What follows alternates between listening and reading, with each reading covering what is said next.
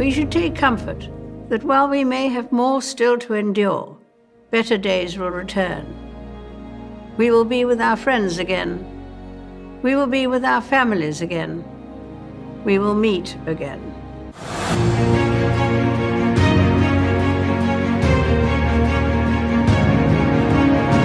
Hello friends, in today's video we're going to talk about Queen Elizabeth II. In 2022, Queen Elizabeth II made history by becoming the first British monarch to reign for 70 years. Though millions of words have been written about the world's longest reigning living monarch, few people knew the women behind the crown, or even what her daily duties entailed. So let's discuss about that. Friends, do you know that she wasn't born an heir apparent to the throne? For the first 10 years of her life, Princess Elizabeth was a relatively minor royal.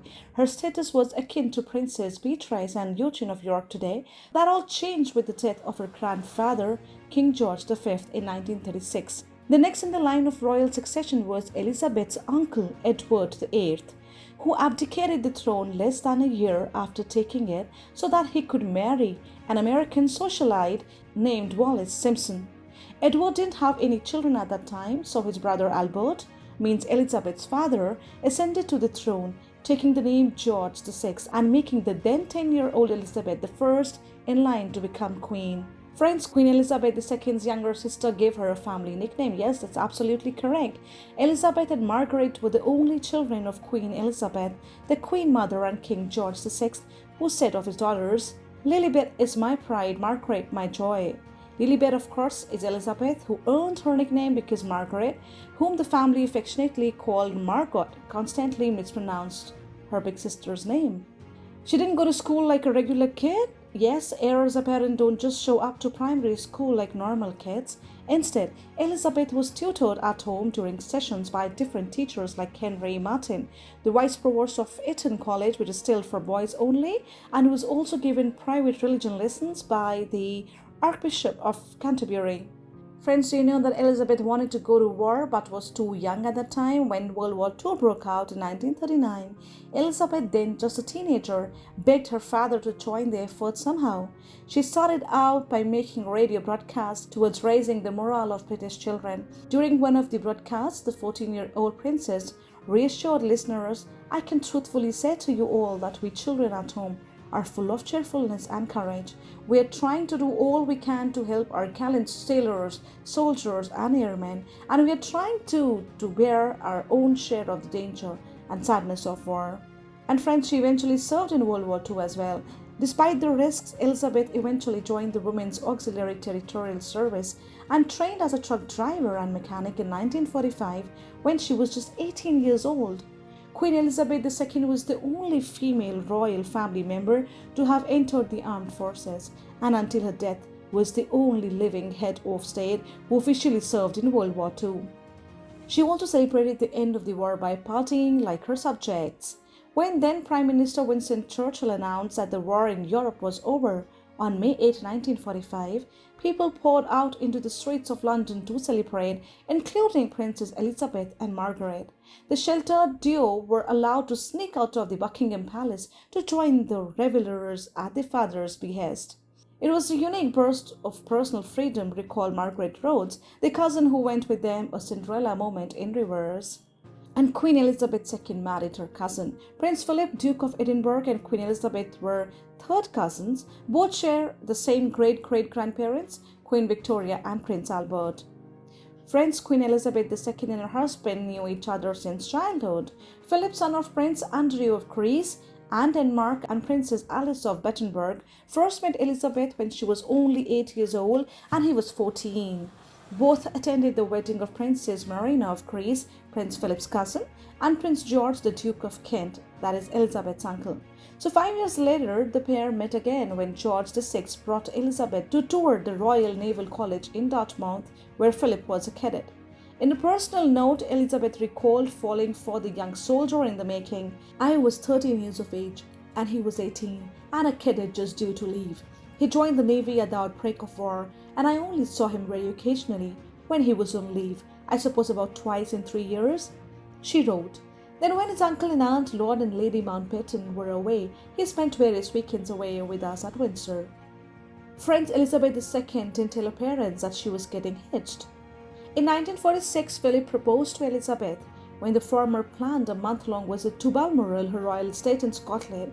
She accepted the proposal without even contacting her parents. But when George VI finally was caught of the pending nuptials, he would only officially approve if they waited to announce the engagement until after her 21st birthday. The official public announcement of the engagement finally came nearly a year later on July 9, 1947. Friends, Queen Elizabeth II had a very, very royal name. She was the second British monarch named Elizabeth, but Elizabeth II wasn't named after Henry VIII's famous progeny. Queen Elizabeth II's birth name was Elizabeth Alexandra Mary, after the names of her mother, Elizabeth, her paternal grandmother, Queen Alexandra, and her paternal grandmother, Queen Mary. And she got to choose her own surname. Technically, the Queen's last name was Windsor, which was first chosen by George V in 1917 after the royal family wanted to distance themselves from Saxe-Coburg-Gotha, George V in 1917. But as a way to distinguish themselves from the rest of the royal family, in 1960, Elizabeth and Philip adopted the official surname Windsor Mountbatten. And friends, you would be surprised to know that the Queen Elizabeth II had two birthdays. Like most British monarchs, Elizabeth got to celebrate her birthday twice, and the reason why boils down to seasonably appropriate pomp and circumstance. She was born on April 21st, 1926, but April was deemed too cold and liable to fall during inclement weather, so instead her official state-recognized birthday occurred on a Saturday in late May, or more typically June, so that the celebration could be held during warmer months. The specific date varied year to year in the UK and usually coincided with Trooping the Colour, Britain's annual military pageant. Elizabeth officially ascended to the throne at just 25 years of age when her father George VI died on February 6, 1952. Elizabeth was in Kenya at the time of his death and returned home as her country's queen. As fans of the crown will remember, the surrounding her coronation was filled with ample amount her country's queen Takilenge. The notoriously camera-shy Elizabeth, who didn't even allow photos to be taken of her wedding, didn't want the event televised. And others believed that broadcasting the coronation to commoners would break down upper-class traditions of only allowing members of British high society to witness the event.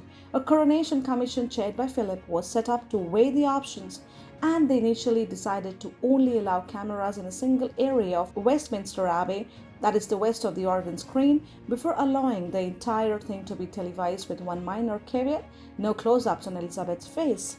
And you would be surprised to know, friends, that she paid for her wedding dress using war ration coupons. Still reeling from an atmosphere of post-war austerity, Elizabeth used ration coupons and a zoo coupon supplement from the government to pay for her wedding dress. But don't be fooled, the dress was extremely elegant.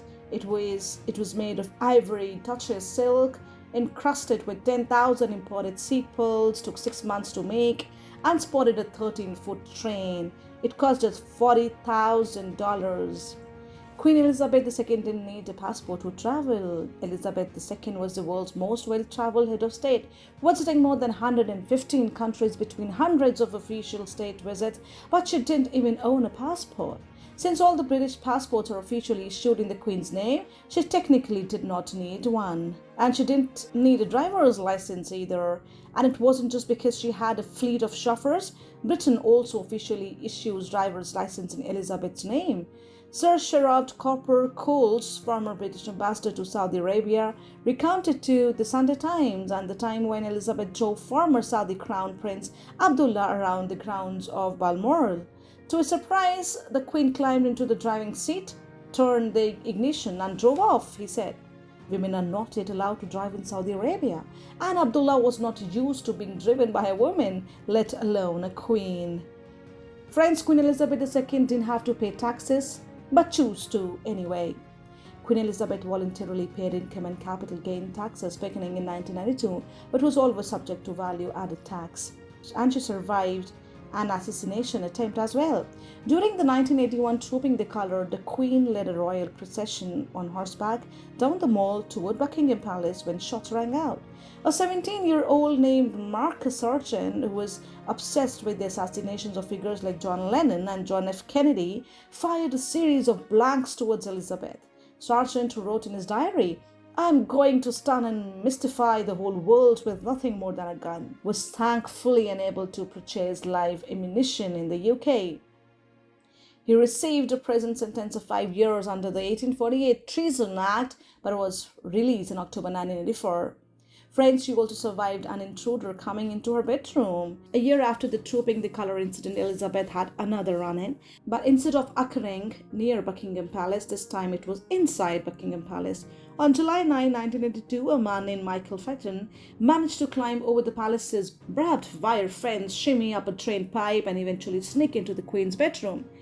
While reports at the time said Fenton and the Queen had a long conversation before he was apprehended by palace security, Fenton told the Queen didn't stick around to chat. "She went past me and ran out of the room, her little bare feet running across the floor." Friends, Queen Elizabeth II technically owned all the dolphins in the UK. Oh yes. In addition to owning all of the country's dolphins, she owned all the sturgeon and whales too.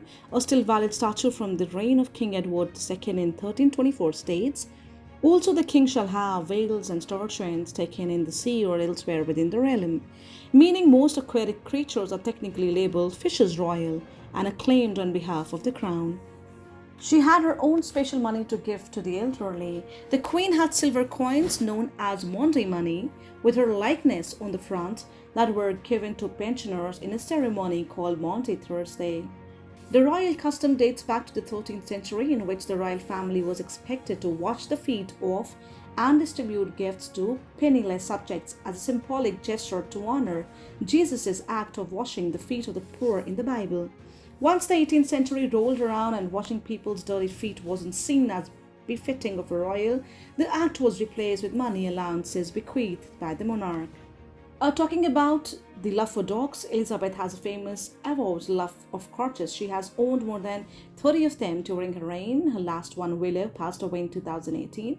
But what about Dorcas? At the time of her passing, she owned a Dorchy named Candy. Her other Dorchy, Vulcan, died in 2020. She engineered the crossbreed when one of her corgis made it away with a Dachshund named Pipkin that belonged to Princess Margaret. She was on social media. Oh yes, the Queen joined Twitter in July 2009 under the handle Royal Family, @Royal Family, and sent the first tweet herself, but had not personally maintained the page since then. She had a digital communication team for that. She was also on Facebook, and in March 2019, the Queen published her first Instagram post to the family's account. So friends, if you really like the video, I request you to like, comment and share. Keep smiling and take care. We will meet again. But for now, I send my thanks and warmest good wishes to you all. Hello friends, welcome to our channel KAAL The History, where we apprise you of the important historical events which one should certainly know, along with the ancient, medieval and the modern history, in order to enhance your knowledge. I request you to kindly subscribe to our channel and press the bell icon for the latest updates.